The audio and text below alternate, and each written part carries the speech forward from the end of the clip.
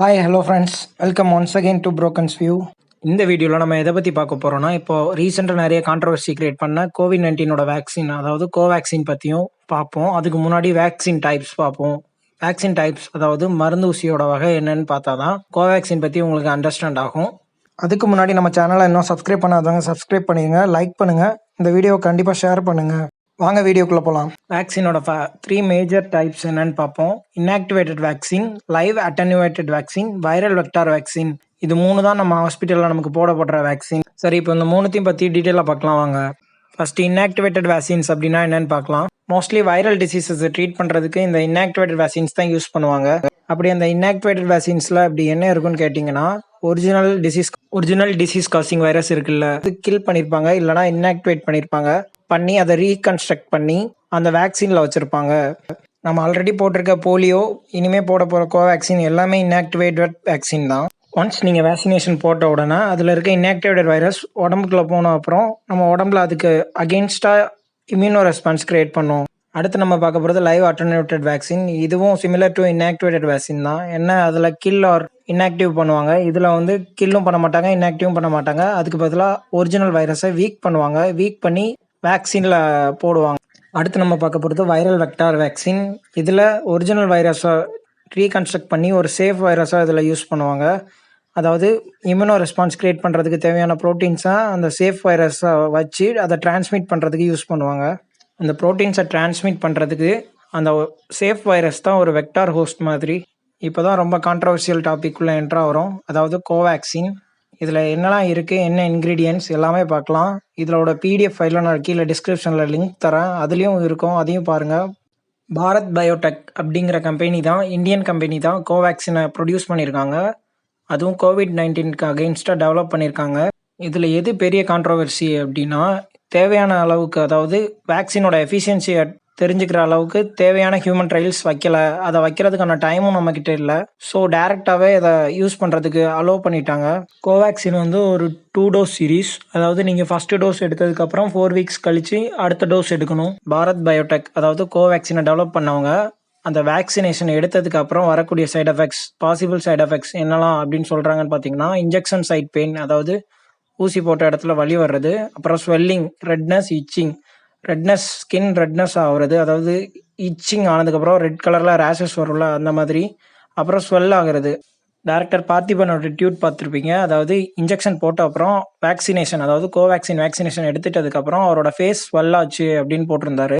அதுக்கப்புறம் தலைவலி வரலாம், ஃபீவர், மலேஸ் அதாவது உடல்நலக்குறைவு, உடம்பு வலி, அப்புறம் நாசியா அதாவது வாமிட் வர மாதிரி இருக்கிறது, இல்லை வாமிட் வர்றது, அப்புறம் ரேஷஸ், உடம்பு ஃபுல்லாக ரேஷஸ் மாதிரி வர்றது.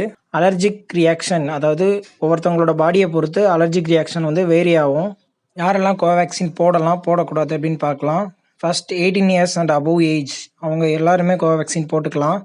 யாரெல்லாம் போடக்கூடாது அப்படின்னு பார்த்தீங்கன்னா, கோவேக்சினில் இருக்கிற இன்க்ரீடியன்ட்ஸ், அதாவது அது செய்ய யூஸ் பண்ண இன்க்ரீடியண்ட்க்கு அலர்ஜியாக இருக்கிறவங்க, அதாவது அந்த இன்க்ரீடியண்ட்டால் அவங்களுக்கு அலர்ஜி வரும் அப்படின்னு நினைக்கிறவங்க அதை போட்டுக்கக்கூடாது. சரி, ஃபஸ்ட்டு டோஸ் போட்டதுக்கு அப்புறம் சிவியர் அலர்ஜி வந்துச்சுன்னா அவங்க செகண்ட் டோஸ் கண்டிப்பாக எடுத்துக்கக்கூடாது. அதே மாதிரி லைட்டாக ஃபீவர் இருக்கவங்க, அதாவது இன்ஜெக்ஷன் எடுத்துக்கிறதுக்கு முன்னாடி ஃபீவர் இருக்கவங்களும் அந்த இன்ஜெக்ஷன் எடுத்துக்கக்கூடாது. இன்க்ரீடியன்ட்ஸ்னு சொல்கிறிய, அப்படி என்ன தான் இன்க்ரீடியன்ட்ஸ் இருக்குது கோவேக்சினில் அப்படின்னு கேட்டிங்கன்னா, இன்ஆக்டிவேட்டட் SARS-CoV-2 ஆன்டிஜன் இருக்குது அதில். அது போக அலுமினியம் ஹைட்ராக்சைட், ஃபெனாக்சிஎத்தலான் அகானிஸ்ட், அப்புறம் பஃபர் சலைன், அதாவது பாஸ்பேட் பஃபர் சலைனும் யூஸ் பண்ணுறாங்க. நான் சொன்ன எல்லாமே வேக்சினில் இன்ஆக்டிவேட்டட் ஸ்டேஜில் தான் இருக்கும். பிகாஸ் இது வந்து ஒரு இன்ஆக்டிவ் வேக்சின் தான். ஆன்டிஜன், வைரல் ஸ்ட்ரெயின் அதெல்லாம் விடுங்க, அதை பற்றி நமக்கு ஒன்றுமே தெரியாது. இதில் இருக்கிற ஃபெனாக்சிஎத்தனால், பாஸ்பேட் பஃபர் சலைன், அந்த அகானிஸ்ட், இது எல்லாமே ஆர்டிஃபிஷியலாக அந்த வைரல் ஸ்ட்ரெயினை கல்ச்சர் பண்ணுறதுக்கு, அதாவது ஒரு கல்ச்சர் மீடியமில் கல்ச்சர் பண்ணுறதுக்கு யூஸ் பண்ணுறது.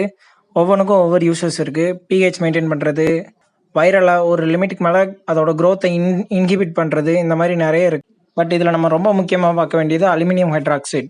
அலுமினியம் ஹைட்ராக்சைடோட காம்பினேஷன் இருக்கிற டேப்லெட்ஸ் நிறைய இருக்குது. நம்ம எடுத்துக்கிற ஆன்டாசிட்ஸ், ஓரல் ஆன்டாசிட்ஸ் எல்லாமே அலுமினியம் ஹைட்ராக்சைடு தான். பிஃபோர் வேக்சினேஷன், அதாவது வேக்சின் போடுறதுக்கு முன்னாடி நீங்கள் முக்கியமாக பார்க்க வேண்டிய விஷயங்கள் என்னென்னா, வேக்சின் எடுத்துக்கிறதுக்கு முன்னாடி நீங்கள் ஆல்ரெடி வேறு எதுவும் மெடிசின் ஃபாலோ பண்ணிகிட்டு இருந்தீங்களா, அதாவது வேறு ஏதாவது இல்னஸ், அலர்ஜி அந்த மாதிரி வேறு எதுக்கும் மெடிசின்ஸ் எடுத்துக்கிட்டு இருந்தீங்களா அப்படின்னு பார்க்கணும். நெக்ஸ்ட், உங்களுக்கு எதுவும் அலர்ஜி இருக்கா அப்படின்னு பார்க்கணும். இல்லை ஃபீவர் எதுவும் இருக்கா? அதுக்கப்புறம் நீங்கள் உங்களுக்கு ஏதாவது ப்ளீடிங் டிஸார்டர் இருக்கா? அதாவது கோஆகுலண்ட், அதாவது ப்ளீட் ஆனால் நிற்காது, ரத்தம் உறையாது, அந்த மாதிரி ஏதாவது ஒரு டிஸார்டர் இருக்கா பார்க்கணும். இல்லை இம்யூனோ காம்ப்ரமைஸ்டா, அதாவது இம்யூனோ காம்ப்ரமைஸ்ட் அப்படின்னா எதிர்ப்பு சக்தி கம்மியாக இருக்குது. இப்போ உங்களுக்கு கேன்சர் ஒரு எய்ட்ஸ் இருந்தால் கண்டிப்பாக உங்கள் இதில் WBC கம்மியாக இருக்கும். அப்படி இருக்கிறவங்க இதை எடுத்துக்கக்கூடாது. அப்புறம் நீங்கள் ப்ரெக்னெண்ட்டாக இருக்கீங்களா? அதே மாதிரி பிரெஸ்ட் ஃபீடிங் லேடிஸ் அவங்களும் இந்த வேக்சின் எடுத்துக்கக்கூடாது. கோவேக்சின் எடுத்துக்கிறதும் எடுத்துக்காமல் இருக்கிறதும் உங்கள் இஷ்டம். பட் அதுக்கு முன்னாடி அதை பற்றி தெரிஞ்சுக்கணும். Pregnant and breast feeding ladies ஏன் இந்த வேக்சின் எடுத்துக்கக்கூடாது அப்படின்னு பார்த்தீங்கன்னா, அந்த எஃபெக்ட் ஆஃப் வேக்சின், அதாவது வேக்சினோட side effects pregnant woman and breast feeding லேடிஸில் இன்னும் ஸ்டடி பண்ணல. நீங்கள் கோவேக்சின் எடுக்கணும் அப்படின்னு நினைக்கிறீங்களா? குட். அதுக்கு முன்னாடி இதை பற்றி தெரிஞ்சுக்கோங்க கொஞ்சம். கோவேக்சினில் இருக்கிற எனி காம்பனண்ட், அதாவது இன்க்ரீடியண்ட்டுக்கு அவங்க வல்னரபிள் டு அலர்ஜி, அதாவது அவங்களுக்கு அந்த இன்க்ரீடியண்ட்டால் அலர்ஜி வரும் அப்படின்னு நினைக்கிறவங்க கோவேக்சின் கண்டிப்பாக எடுத்துக்கவே கூடாது. அதை பாரத் பயோடெக்கே அதை சொல்கிறாங்க. அலர்ஜிஸ்னால் நமக்கு இப்போ நார்மலாக ஏற்படல அந்த மாதிரி அலர்ஜிஸ் கிடையாது. நமக்கு நார்மலாக வர்றது டஸ்ட் அலர்ஜி, இல்லைனா என்விரான்மெண்ட்டில் இருக்க ஏதோ ஒரு பாக்டீரியானால நமக்கு வரக்கூடிய அலர்ஜியாக இருக்கலாம். இந்த மாதிரி அலர்ஜி வர்றவங்க கண்டிப்பாக வேக்சின் போட்டுக்கலாம். யார் போடக்கூடாது அப்படின்னு பார்த்தீங்கன்னா, மெடிசின் எடுக்கிறதுனால வர அலர்ஜி இருக்கிறவங்க போடவே கூடாது. அதாவது ஒரு டேப்லெட் சாப்பிட்டா எனக்கு இப்படி அலர்ஜி வரும் அப்படின்னு சொல்கிறவங்க கோவேக்சின் எடுத்துக்கக்கூடாது. அதே மாதிரி ஏதாவது ஒரு சிரப் குடித்தாலும் அலர்ஜி வரும் அப்படின்னு நினைக்கிறவங்க கோவேக்சின் எடுத்துக்கக்கூடாது. அதே மாதிரி immunocompromised or immunosuppressive diseases இருக்கிறவங்க இன்ஜெக்ஷன் எடுத்துக்கக்கூடாது. பிகாஸ் ஆல்ரெடி அவங்களுக்கு WBC கம்மியாக தான் இருக்கும். வேக்சின் எடுத்துக்கிட்டாலும் கோவிட்க்கு அகெயின்ஸ்டாக அவங்களால 100% எஃபிஷியன்சியாக இம்யூனோ ரெஸ்பான்ஸ் க்ரியேட் பண்ண முடியாது. கோவேக்சினோட எஃபிஷியன்சி எவ்வளோ தூரம் இருக்குது அப்படின்னு பார்த்தீங்கன்னா 81%. கோவேக்சினோட 3rd கிளினிக்கல் ட்ரையல் தான் இன்னும் போயிட்டுருக்கு. இப்போ ஒரு 100 பேர் வேக்சின் எடுத்துக்கிறாங்க அப்படின்னா அதில் 81 பேருக்கு கண்டிப்பாக அடுத்து COVID-19 வராது. மீதி இருக்கிற 19 பேருக்கு COVID-19 வர்றதுக்கு வாய்ப்பு நிறைய இருக்குது. கோவேக்சின் போடுங்க, பட் போடுறதுக்கு முன்னாடி இது எல்லாத்தையுமே தெரிஞ்சுக்கோங்க. இன்ஜெக்ஷன் எடுத்துக்கலாமா எடுத்துக்கக்கூடாதா அப்படின்னு தெரிஞ்சுக்கிட்டு ஊசி போட்டால் தேவையில்லாத இழப்புகளை தவிர்க்கலாம். மேலே ஷோ ஆகிற ஃபைலோட லிங்க் கீழே டிஸ்கிரிப்ஷனில் கொடுக்குறேன். இந்த வீடியோ பிடிச்சிருந்தா கண்டிப்பாக ஷேர் பண்ணுங்கள், லைக் பண்ணுங்கள். நம்ம சேனலை இன்னும் சப்ஸ்கிரைப் பண்ணாதவங்க கண்டிப்பாக சப்ஸ்கிரைப் பண்ணுங்கள். அடுத்த வீடியோவில் பார்க்கலாம்.